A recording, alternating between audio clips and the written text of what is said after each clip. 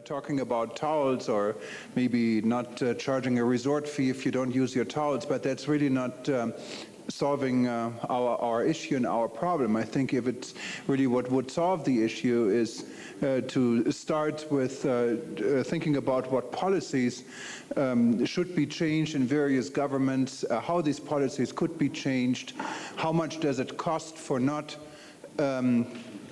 participating, and then you go down to the educational factor and educate the consumer. Yes, you will always find a few consumers who are environmental conscious and maybe not use the towel, but I really don't think that is the main issue. The issue is taxes, policies, insurance regulations, and perhaps not insure an airliner what is using old aircrafts or aircrafts with fuels. I mean, there are a lot of different ideas and ways of enforcing rules that have to be implemented. I think without rules and without the money factor, we can discuss tolls all night. It's not going to make a difference, I think. I suppose there's always does it work from the ground up? Does it work from the top down? And how do you make people aware? And I think it goes back to Kathleen's message about consistency. But is there anybody who'd like to take that point up?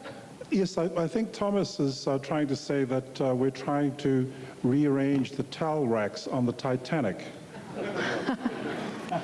But, it is annoying, but, you have to remember, too, that when New York started to recycle, they were collecting recycled material in the different bins for years, but they had no capacity to recycle it themselves, and when the mayor was asked, he said, it's just to get the people in the right frame of mind.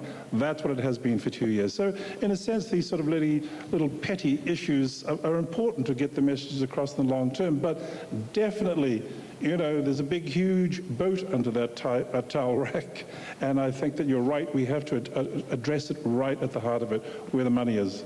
I'm just looking above your head, and I'm seeing UNWTO, and all I can see is UN towel at the moment. I think it's the word at the moment.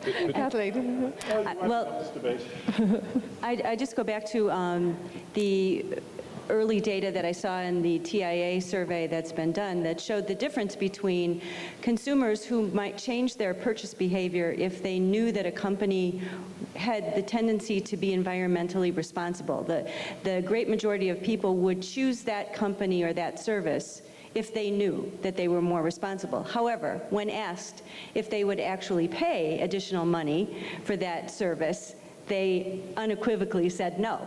So they regard it as a tax in America? Not as a tax. The question was just worded, would you pay additional dollars for a product or service if you knew it was environmental? If you knew that you were going to make a contribution? I think a lot of the airlines who've started, Virgin Atlantic, Virgin Blue in Australia, and Qantas now, both having voluntary schemes in Australia, there's a very small take-up.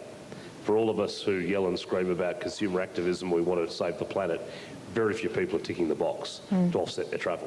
And that's why, as a lobbyist, I've always believed it'd be nice to appeal to better angels in all of us, but sooner or later, a nice big stick doesn't hurt as well. And as a defender of the great towel debate of 2007, having started that, I'd simply say if we can't even get consumers to think about hanging a towel up, and we can't even get hoteliers to not replace that towel, how in God's name do we take on the big issues? Right. So it's somewhere to start that goes to practice. Yeah. It sure as hell shouldn't be where we end, but if we can't even start there, then I fear for the planet. Okay. We can't throw in the towel.